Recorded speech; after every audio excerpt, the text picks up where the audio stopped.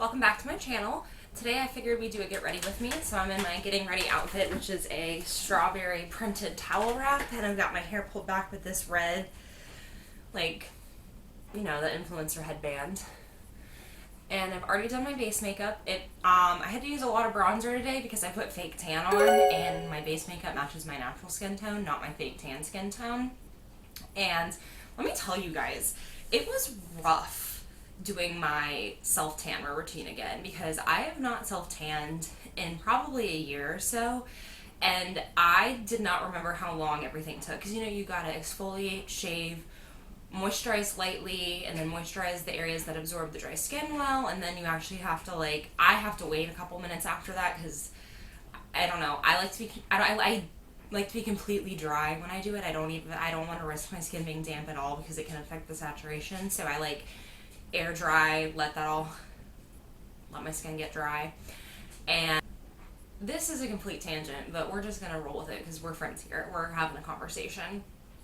It basically took me a really long time to realize, or I guess to get back into the groove of how much foam, because I use the skin tan foam, the Saint Tropez one. And then I use the oh my gosh, what is it called?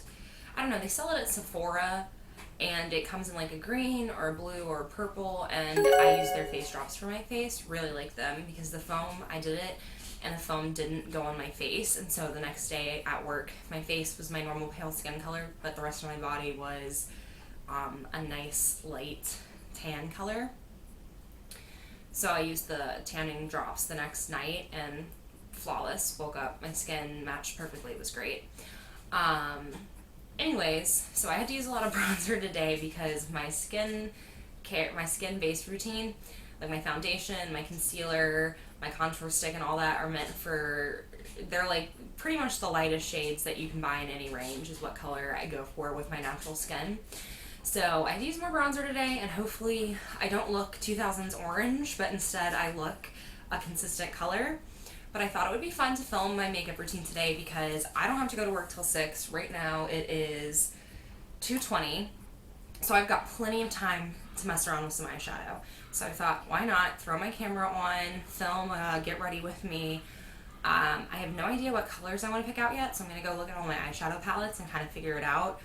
And we will be right back. So if you want to join me for my makeup look that I end up creating, then come on along. I picked out a couple of different palettes because I think I want to do blue. So I picked out a bunch of different palettes here so I can kind of examine more because I don't know if I want to do like blue, blue green, or blue purple. So we're going to look at these palettes and figure it out, and I thought I'd show you guys which palettes I have up here with me. The first one is Lethal is Dead by Teresa. Lethal is Dead by Lethal Cosmetics and Teresa is Dead, who I really like watching on YouTube. I broke one of the shadows, but it is just gorgeous. I love all of the different colors and stuff. So if I do purple blue, this shimmer right here is amazing. And I also really like this kind of like gray blue here. Ooh, for two of these palettes, they are Jeffree Star Cosmetics. I don't support Jeffree Star anymore for a multitude of reasons. Basically boiling down to, I don't think he's taken accountability for some of his questionable choices, and some of the questionable things that he's done.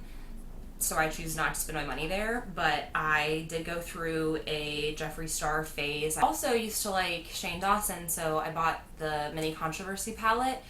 That's a whole other issue. I don't support him anymore either. His humor in the past was problematic, which means me liking it was problematic, but that's something that I've addressed within myself as an adult, and it is why I no longer support him or choose to spend my money to support him or Jeffree Star. With that being said, I really like the palettes that I have, and I've already spent the money on them, so I just plan on using them up.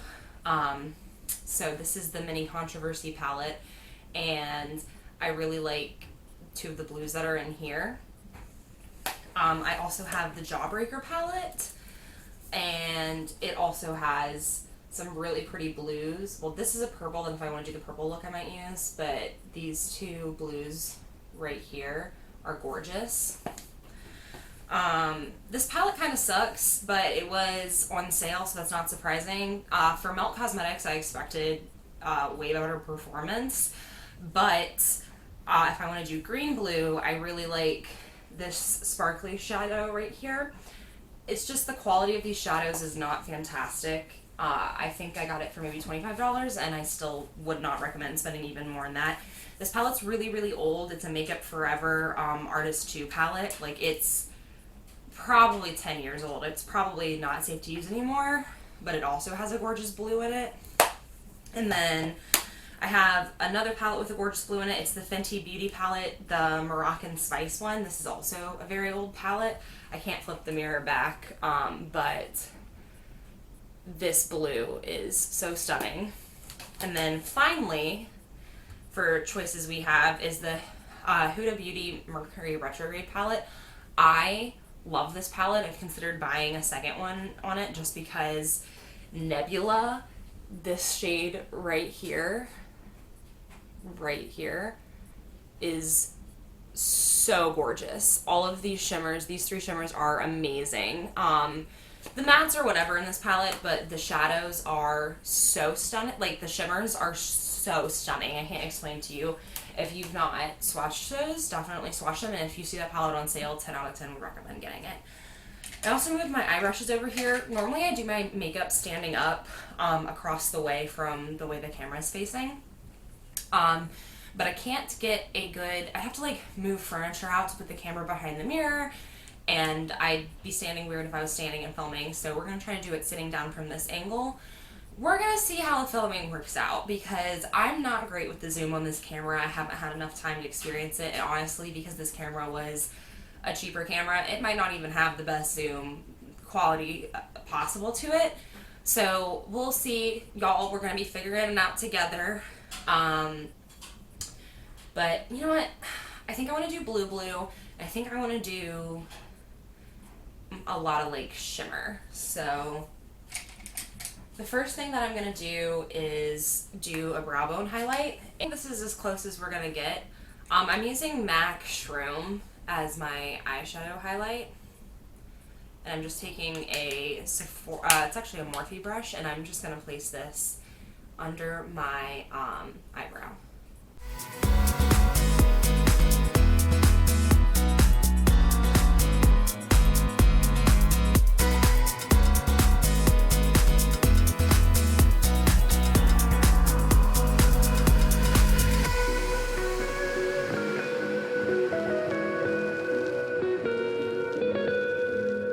Now that I've got that placed, I'm going to start with a base color.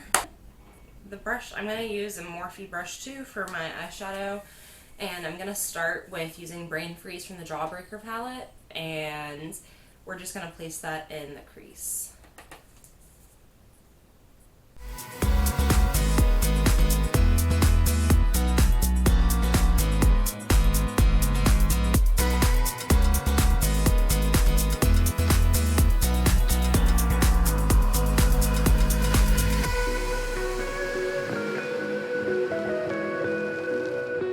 So I'm just gonna apply and blend this probably for like, I don't know, I'm gonna zoom out and just talk to y'all for a little bit while I do this, because in my opinion, the secret to good shadow is blending time. That's what I think it is. Okay, so we're back at this angle. I have to say, stream of conscious talking is much harder than you think it is. I don't know about you guys, but when I was younger, I used to all the time just practice interviewing myself in front of the mirror when I was a kid. Like, I'd have full-on conversations with myself where I would just be having a conversation, interviewing, pretending that I was basically Britney Spears and Katie Couric was interviewing me. It was a great time. But it was much, I felt that when I was younger and recording YouTube videos, it was a lot easier to do that stream of conscious because I did stuff like that all the time. But I don't do that anymore, and I find it's definitely harder to continue to come up with stuff to think about and talk about. But thankfully, I do have ADD, which means a lot of topics are coming in and out of here all the time. So give me 10 seconds and we'll come up with another bad boy.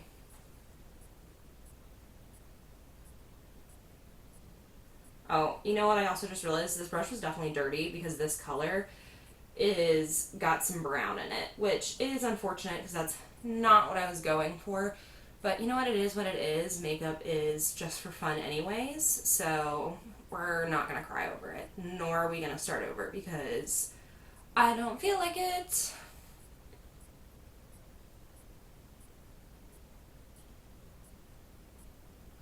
All right, y'all. None of my friends are watching The Bachelor.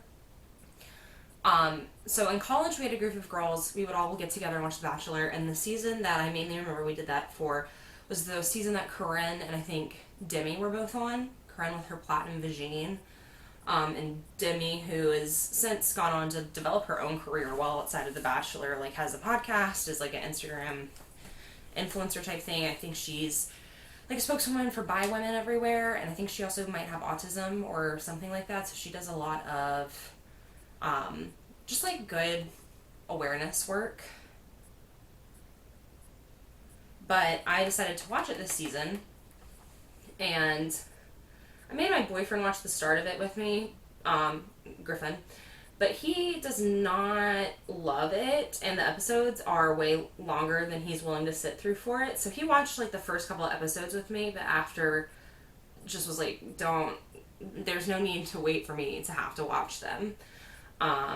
So I started watching them on my own, and I'm fully caught up now because I started kind of late. I think I started watching it when they were on like week 6. So before Hometowns, but pretty far into the season. And my favorite has already gone home, Maria.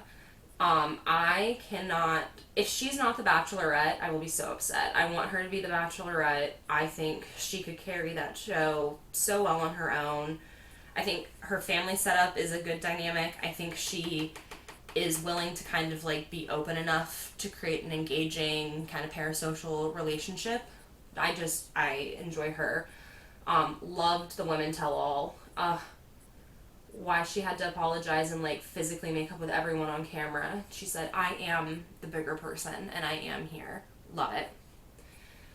But talking about the final 3, which I guess is now down to the final 2. Is anyone else surprised Kelsey has made it this far? I don't know. I'm sure she's a sweet girl. And the reason I'm so sure she's a sweet girl is because I feel like the producers don't have much to do with her. I don't know if she just was never a favorite standout in my mind, so I didn't pay enough attention to her story throughout the show. But I felt like she's just kind of there, even though now she has a dramatic storyline. Like, what the hell was that with the we need to talk? How did you think he was going to respond? Who responds well to a note that just says we need to talk? That's the worst possible way to start a conversation with someone. Absolutely not. I don't know what she thought she was going to gain from that. And I for sure thought she was going to go home because of it. But of course she didn't. Because instead Rachel went home, which was surprising because I really liked that they had to go to the hospital. Okay, so here's the thing with this show. My mom and I would watch it back when I was in high school, and she was always like, of course it's easy to fall in love when you're in a romantic relationship. You're in a romantic location, like you're having all these wonderful date experiences, but that's not real life. Like, try going to the grocery store together when you're on a budget. That's real life. That is the kind of stuff that they should be doing. And so to me, when Rachel could have possibly broken her jaw, but probably just like, I don't know, she heard it. If you watch the episode, you know what I'm talking about.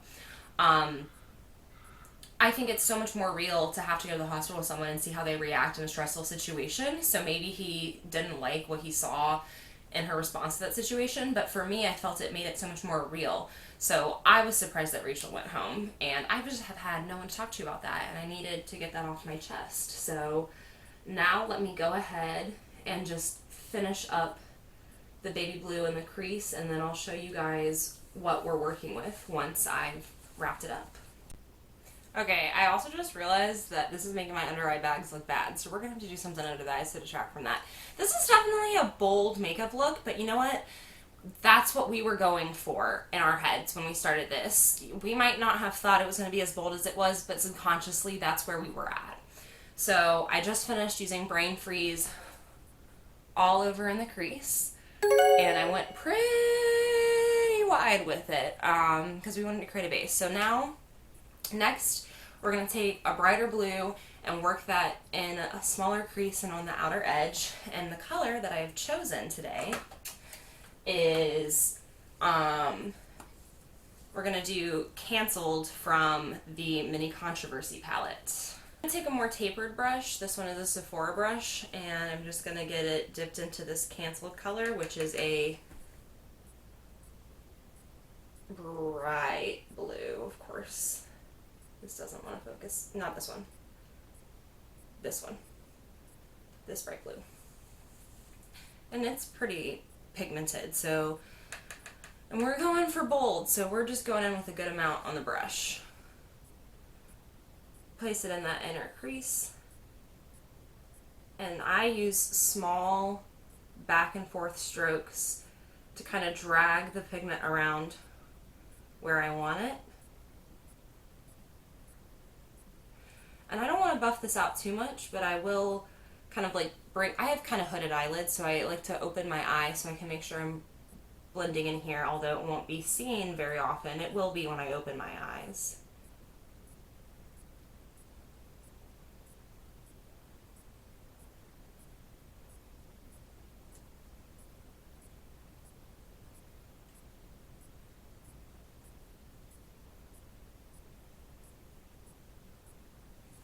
Alright, so I'm going to spend some time blending this, and I'll show you guys what it looks like when I've fully blended it out. Alright, so we're zooming in kind of a bit. So I've blended out on both eyes that deeper blue shade. I brought it down a little bit on here, and it looks crazy right now, but you gotta trust the process. And also remember, lashes fix everything. So if you're ever in the middle of trying out something new and you're like, oh god, I look like Tina Turner in like the 80s and that's not the look we're going for, then just trust the process. That's all I can say. So let's go ahead and get a lid color on. The lid color that I'm gonna use is from the Huda Beauty Mercury Retrograde line, and I think I'm gonna, I don't know if I want to use Nebula or Mercury. I think we're gonna do Mercury. It's gonna be more of a grade shade, but I think it'll be pretty with the blues that I already have on. So I'm gonna throw that on, and how I'm gonna do that is I'm going to use a synthetic hair brush that is kind of like this. Of course, I can't get the camera to zoom, but you know what? It's fine. I'm going to use a synthetic hair eyeshadow brush and put a little bit of finishing spray, makeup setting spray on the back of my hand. This is the LYS Natural Finish Skin Loyalty, so I just spray that, get a little bit of a drop on the back of my hand, get my brush damp, and then go into the shadow shade. And you guys, this color is just so amazing. And then I patted one with short strokes, and I'll probably do a second layer. But like, oh man, I hate the zoom on this camera. Why can't I figure it out? Just take my word for it. It's gorgeous. It is absolutely stunning. So I'm going to do that, zoom back out, and we'll go from there. Alright, we're zoomed back out. I've got my lid eyeshadow on, and now there's a couple things that I'm going to do off camera just because, to be honest, I think my eyebrow game is the weakest part of my makeup game, so I'm going to do those off camera because there was nothing special going on there. And then I'm going to put on liner, which I need to be able to brace my elbow for, so I need to stand up and be at my chest of drawers for that. Oops, I kicked the camera. And then I'm going to put on mascara and lashes, which is notoriously hard to do on camera. I feel like no one does their lashes on camera.